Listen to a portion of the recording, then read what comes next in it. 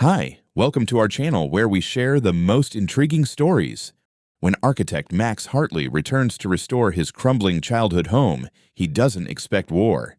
But behind the perfect lawns and polite smiles lurks an HOA president ready to crush him. Max is about to face sabotage, scandal, and a neighborhood battle he never saw coming. When I first pulled up to the old Hartley estate, I felt a mix of nostalgia and determination surge through me. The house stood tall, proud even in its wear, with its weathered white columns and slate roof that had seen better days. This was the house I grew up in, the house where I learned to sketch, to dream, to build. I'm Max Hartley, 40 years old, an architect who spent the last 15 years bouncing between Chicago and Los Angeles, working on some of the most cutting-edge projects in the country, but none of them meant as much as this. I inherited the house from my parents after they passed, a gift wrapped in decades of family history, layered with memories, and, honestly, a lot of deferred maintenance. As I stepped out of my truck, the crunch of the gravel underfoot echoed in the cool morning air. The house loomed over me, its cracked shutters and sagging porch whispering of its former grandeur. I took a slow breath and smiled. This was my project now. Not just a house, but a resurrection. I'd already lined up a team of contractors, ordered the best materials, and secured all the necessary municipal permits. I had a vision: restore this place not just as an architect, but as a son. As we began the first phase, the neighborhood stirred with curiosity. Workers arrived early, trucks parked along the narrow streets, and dumpsters lined the curb. Hammers rang out, saws buzzed, and I found myself slipping easily into the role of project manager, coordinating each detail, making sure every beam, every pane, every roof tile was up to code and in line with my plan. It was exciting, exhausting, and exactly what I lived for. But by the third day, I started noticing something: small, almost imperceptible shifts in the air. Neighbors who'd once waved politely now offered only tight, thin smiles. Cars slowed down when they passed, their drivers peering at the house like it was some kind of threat. One older man, a wiry figure with a sun-spotted face, even shuffled up as I was reviewing blueprints on the front steps. He gave me a sidelong look and muttered, "Hope you cleared this with the HOA, son." I frowned. I knew about the HOA, of course. I had researched it thoroughly before closing the inheritance paperwork. The Hartley estate, built long before the neighborhood was ever formalized, was not part of their jurisdiction. I wasn't paying fees, and I wasn't subject to their regulations. Still, the way the man said it, like a warning, not a question, stayed with me. I shook it off, refocusing on the site, but a small knot of unease had lodged itself at the back of my mind. That evening, as the sun dipped low, casting long shadows across the lawn, I sat on the porch and watched the neighborhood. Perfectly manicured lawns, pristine fences, identical SUVs and driveways, the kind of order and uniformity that always made me itch. It was strange coming back here, where everything had shifted to a kind of Stepford perfection. My house, in its chaotic state of rebirth, stood out like a sore thumb, but I didn't mind. I was proud to reclaim it, to make it shine again. Still, I couldn't shake the old man's words. I pulled out my folder of permits and property records, flipping through them under the dim porch light. Everything was in place: city approvals, county authorizations, contractor licenses. There was no HOA oversight on this house, period. I was certain.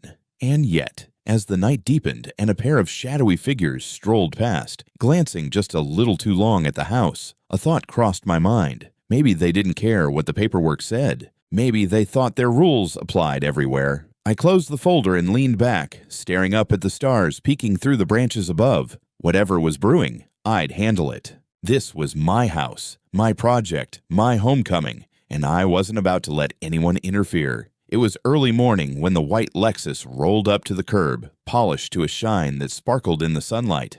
I was in the front yard, clipboard in hand, going over the day's tasks with the roofing crew, when the door slammed shut, and a woman in a tailored cream blazer and oversized sunglasses marched across my lawn like she owned the place. "Mr. Hartley, I presume." Her voice was clipped, each syllable perfectly controlled, the kind of tone that didn't leave room for pleasantries. I turned, raising an eyebrow.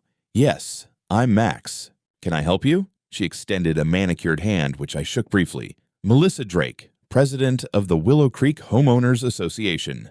"Ah, So, this was the infamous HOA president. I'd heard her name mentioned in passing from some of the neighbors, usually with a sigh or an eye roll, but I hadn't expected her to show up in person. I wanted to speak to you about the disruption you've caused, she continued smoothly, pulling a folder from her designer tote. We've received several complaints about the noise, the parked trucks blocking driveways, and the unsightly debris. I let out a slow breath, keeping my voice measured. Mrs. Drake, this is a private residence. I've secured all city permits for the renovation, and, as you know, this property predates the HOA. It's not under your jurisdiction. Her smile was razor sharp. That's what you think, Mr. Hartley. She pulled a paper from her folder and handed it to me. I scanned it quickly. It was a formal notice from the HOA listing violations of neighborhood standards and issuing a fine of, I had to double-check, $10,000. I looked up, blinking in disbelief. You can't be serious. Melissa tilted her head, feigning sympathy. Oh, I assure you, we are. Willow Creek has standards to maintain, Mr. Hartley. We represent the face of this neighborhood. If you won't respect that, we have protocols to ensure compliance. I folded the paper calmly and handed it back. Again, this house isn't under your authority. I'm not paying this. Her smile didn't waver. I think you'll find that ignoring the HOA is unwise. It has a way of making life here very unpleasant. She took a deliberate step closer, lowering her voice. You don't want to be seen as a troublemaker, Mr. Hartley. Pay the fine, tidy up the worksite, and things can go back to being friendly. I felt my jaw tighten. Friendly. She was threatening me with a fine she had no legal right to impose. I took a deep breath, trying to tamp down the irritation building in my chest. I appreciate your concern, Mrs. Drake, but I'm well within my legal rights. I suggest you check your records. Her expression hardened just slightly. You'll regret this attitude, Max. Without another word, she turned on her heel and strode back to her car, her heels clicking against the walkway. I stood there for a long moment, heart pounding, the heat of the confrontation lingering. Around me, a few neighbors peeked from behind curtains, eyes tracking Melissa's retreat. One of the workers approached cautiously. Everything okay, boss? I forced a tight smile. Oh, it's fine. Just neighborhood politics. But inside, I was seething. I had the documents, the proof, the authority, yet she thought she could push me around, bluff me into submission with threats and bogus fines. As the Lexus disappeared down the street, I felt something settle deep in my gut. This wasn't over, not by a long shot. I turned back to the clipboard and forced myself to focus on the renovation. But even as I reviewed the supply orders and timelines, Melissa Drake's words echoed in my head. You'll regret this attitude. Well, Mrs. Drake, I thought grimly, you just picked the wrong architect to push. That evening, after the crews packed up and the sun dipped below the tree line, I sat alone in my study, legal documents and property records spread out across the wide oak desk. My fingers drummed absently against the table as I read through the HOA's notice again, each word stoking the slow burn of anger that had been simmering since my run-in with Melissa Drake. I wasn't the kind of man who backed down from a challenge. I had built my career navigating complex zoning regulations and battling city boards over design approvals. If Melissa thought she could intimidate me with empty threats, she was about to learn exactly how wrong she was. I picked up the phone and called Jason Carter, one of my closest friends and a seasoned real estate attorney. We hadn't worked together in a few years, but I knew he'd jump at the chance to help. Jason, it's Max. Got a minute? Max! Long time no hear. What's up? I've got a situation brewing here. Ever go toe-to-toe with a rogue HOA? Jason laughed. Oh man, tell me everything. I laid it out. The false fine, the bogus violations, the not-so-veiled threats. By the time I finished, Jason's tone had shifted from amused to sharp. You said the property predates the HOA's formation? Yup, built in the 20s, family-owned ever since. I've got the deed, the records, everything showing it's exempt from their jurisdiction. Then we've got them, Jason said confidently. Let me dig into the HOA's filings and bylaws. I want to see if they've pulled this stunt on anyone else. Within days, Jason uncovered a gold mine. Turns out, the Willow Creek HOA had been overreaching for years, quietly collecting dues from several properties that technically fell outside their governance, issuing fines without legal grounds, and bullying homeowners into compliance simply because no one had ever pushed back. Until now, I started knocking on doors, visiting neighbors I barely knew, There was Mr. Patel, a widower who had paid special assessment fees for landscaping on a property line that wasn't even under HOA control. The Rosens, a young couple who'd been fined for painting their shutters a color Melissa didn't like, even though they were grandfathered out of the HOA zone. One after another, people shared their frustrations, their fear of rocking the boat, their quiet resentment. I gathered their stories, their paperwork, and together we formed the beginnings of a collective legal action. Jason drafted the complaint, a class action lawsuit against the Willow Creek HOA for fraudulent collections, harassment, and abuse of authority. When the lawsuit hit, it was like dropping a bomb in the neighborhood. Word spread quickly.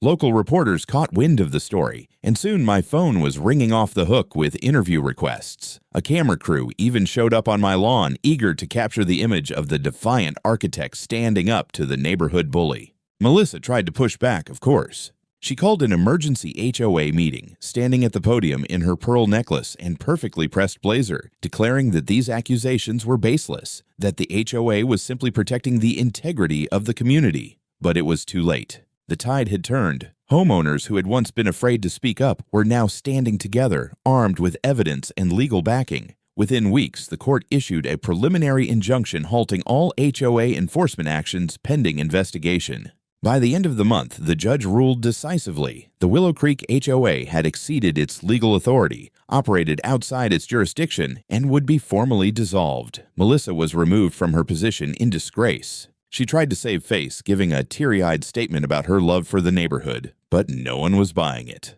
As I stood on my porch that evening, watching the news crew pack up their equipment, a quiet satisfaction settled over me. I had taken on the HOA and won. But even as I savored the victory, a small voice in the back of my mind whispered a warning. People like Melissa Drake didn't take defeat lightly, and something told me she wasn't finished yet. At first, the quiet felt like peace. The lawsuit was over, the HOA was dissolved, and Melissa Drake had been knocked off her self-appointed throne. The neighbors who once shot wary glances now waved warmly when I passed, and the renovation moved forward without a hitch. I should have been able to relax. But something didn't sit right. It started subtly. One morning, I found a small pile of broken glass near the back fence. I assumed it was kids messing around until 2 nights later when the back window of my truck was smashed. No note, no sign of a break-in, just deliberate, senseless destruction. I tightened security, installed new motion detection lights, double-checked my camera system.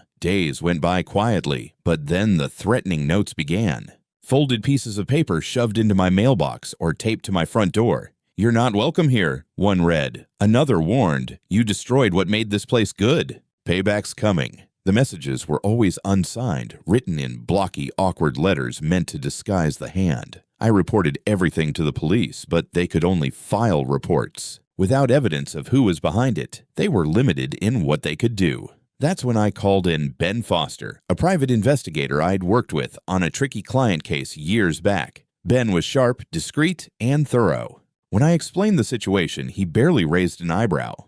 "Classic retaliatory behavior," he said. "Let me do some digging." What he uncovered was both unsurprising and chilling. Melissa, despite being stripped of her HOA power, hadn't stepped back quietly. Instead, she'd rallied a core group of die-hard loyalists, former HOA board members, a couple of particularly bitter neighbors, even her sister from across town, into what Ben called a revenge club. They met at her house, exchanged stories about the ruin I'd brought to the neighborhood, and plotted ways to put Max Hartley in his place. The smashed truck window, the notes, even the damaged flower beds by the side of the house, they were just the start. Ben warned me it was escalating. He'd intercepted chatter suggesting they were planning something more visible, more damaging. I felt the pressure mount like a storm cloud overhead. I was furious, sure, but mostly I was determined. Melissa wanted a fight in the shadows, but I wasn't about to play defense forever. I started preparing. More cameras placed where no one could spot them, private security hired to do random overnight patrols. A detailed log of every incident, every suspicious car, every stranger lingering too long near the property. Melissa had declared war. She just didn't know I was already setting the trap. I spent the next several days doing what I did best, planning. Not just reacting, not panicking, but designing a strategy the way I would for any complex project. My home, the grounds, the vulnerabilities, all of it became part of a blueprint, except this time, instead of restoring a house, I was engineering a trap. First, I upgraded the security cameras, positioning them in less obvious spots, tucked under eaves, behind ornamental shrubs, embedded near the walkway lights. I worked with a security firm to link the feeds directly to cloud storage, ensuring no footage could be erased or tampered with. I set up motion-triggered floodlights at every entry point, including the back of the property, where the shadows stretched deepest at night. Then I hired a private security team, not to stand guard full-time, but to rotate unannounced overnight patrols. They weren't there to intimidate. They were there to observe, to catch the moment when Melissa and her little club decided to cross the line. Ben, my investigator, dug even deeper. He intercepted group chats, picked up whispers through his network, and reported back with a simple, sobering message. They're planning something big, Max. Not just rocks or notes. They want to humiliate you. Publicly. Loudly. My guess? They'll strike soon. I felt the tension settle over me like a second skin, tight and electric. Every night, I double-checked the locks, tested the alarm, walked to the perimeter of the house with a flashlight, noting every detail, every sound. But I wasn't scared. I was waiting. I even made sure to leave things just a little too inviting. The renovation equipment neatly stacked, fresh paint drying on the restored columns, the lawn pristine and glowing under the moonlight. It was bait, and I knew they couldn't resist. Throughout it all, I kept up a calm front in public. I chatted with neighbors, supervised the last stages of the interior work, even made time to attend a few local community events. If Melissa or her crew were watching, they'd see a man distracted, busy, maybe even vulnerable. But in reality, I was ready. The night came sooner than I expected. Ben called late on a Wednesday. "Tonight," he said. "They've been hyping each other up all week, Max. It's go time." I stood on the porch as the sun dipped below the horizon, watching the streetlights flicker on. Somewhere out there, Melissa was rallying her loyalists, getting ready to make her move. My fists clenched at my sides, not in fear, but in controlled, focused anticipation. Let them come, I thought. Let them try. This was my home. And tonight, I was done playing defense. It was just past midnight when the first motion sensor tripped, sending a quiet alert to my phone. I sat in my darkened home office, watching the live security feeds flicker onto the screen. There they were, shadows slipping along the edge of the property, trying to stay low, thinking they were invisible. But they weren't. Melissa was easy to spot. Even in the poor lighting, her white sweater gleamed as she crouched near the front gate, whispering commands to the group. I counted 5 others, 2 former HOA board members I recognized, her sister, and 2 men I didn't know. Maybe friends, or just neighbors too angry to walk away from the old fight. They carried backpacks, spray cans, something long wrapped in cloth. One of them held a crowbar. My heart thudded heavily in my chest, but I stayed still, controlling my breath, my focus razor sharp. This was the moment I had been waiting for. Quietly, I sent a message to the private security patrol already circling nearby. A second message went to Ben, who had arranged for the local police to be on standby. Outside, they advanced across the lawn, spreading out, moving quickly now. Melissa gestured dramatically, pointing to the front columns, the freshly restored porch railings, the new window trim. I saw 2 of them pull out cans of paint, shaking them, preparing to spray crude slogans across the facade. Another raised the crowbar, tapping it eagerly against his palm, ready to smash a window. I stepped away from the monitor, moved to the front door, and waited. I could hear the faint sounds of their laughter, the hiss of the spray cans, the crunch of shoes on gravel. My fists clenched tight at my sides. This was my home, my family's legacy. They weren't just defacing wood and brick. They were trying to ruin everything I had built. Suddenly, the perimeter lights surged on, flooding the lawn with blinding brightness. I flung open the door and stepped onto the porch. "Smile, Melissa," I called, voice cold and clear. "You're on camera."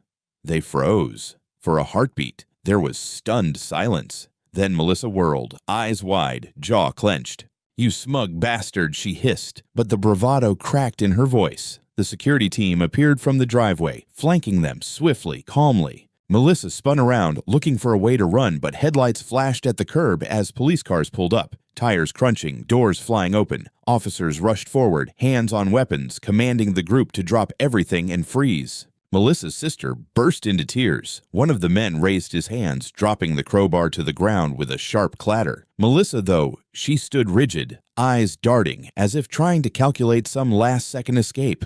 "It's over, Melissa," I said softly, meeting her gaze. "You went too far." The officers approached her, cuffing her hands behind her back as she stiffened and shouted, "This isn't fair. I was protecting the community. He destroyed everything we built." But her words didn't carry the weight they once had. The neighbors had long since stopped believing in her crusade. Now, all they saw was a woman consumed by anger, willing to break the law to satisfy her bruised ego. I watched as they loaded Melissa and her crew into the waiting police cars, their furious faces briefly illuminated by the red and blue flashing lights. The scene felt surreal, like something out of a movie, except this was my home, my battle, and my victory. As the police drove away, Ben arrived, giving me a firm clap on the shoulder. "You got them, Max," he said with a satisfied grin.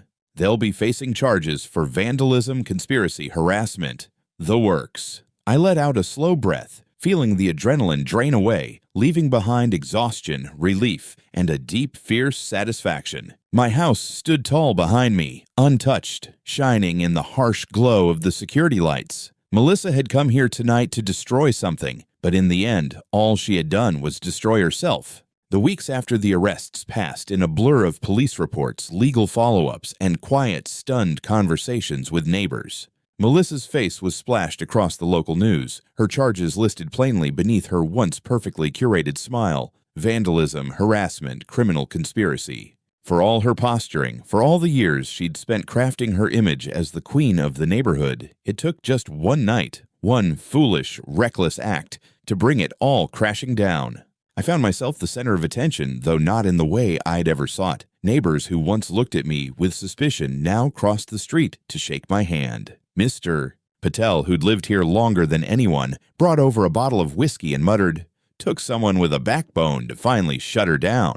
Even the Rosens, who had always kept their distance, left a card on my porch thanking me for standing up for the people she used to bully. The renovation continued, and soon the scaffolding was gone, the landscaping finished, and the house gleamed, a restored masterpiece, blending old charm with new strength. I stood out front one afternoon, looking over the final touches, when a small group of neighbors gathered at the gate. At first, I thought they might be here to complain, to dredge up old HOA wounds, but instead, they asked shyly, "Max, we were wondering, could you help us organize a neighborhood block party? Without the HOA, we're not sure how to pull it off." I almost laughed, not out of mockery, but from the sheer irony of it. The man they once feared as a troublemaker was now the person they trusted to lead them. I agreed, of course. We spent the next few weeks planning, and when the evening of the party arrived, the street was alive with lights, music, and laughter. For the first time in years, people mingled freely, no longer worried about bylaws or fines or arbitrary community standards. And Melissa? She was gone, sentenced to 18 months in prison with restitution payments ordered for the damages she and her crew caused. The house she'd once lorded over was up for sale, her reputation in ruins. The woman who had once tried to tell me I'd regret this attitude had been brought down not by violence, not by revenge, but by her own arrogance and my refusal to be intimidated. I had a small bronze plaque made and hung it just beside the front door. It read simply, "Here lives the man who erased the HOA." It wasn't about gloating. It was about marking the line, the moment when I took back my family's home, my peace, and my right to live without someone else's petty rules hanging over me. As I sat on the porch one evening, the sun dipping low and the warm breeze carrying the sounds of the neighborhood's new, freer life, I realized something. I hadn't just rebuilt a house. I'd rebuilt my place in this community. I had become not just the architect of a restored home, but the architect of a reputation that no one here would ever challenge again. Sometimes I thought with a wry smile, the best designs aren't made with blueprints or bricks. They're made with the quiet, stubborn conviction to stand your ground and to remind the world that some things once earned can never be taken away.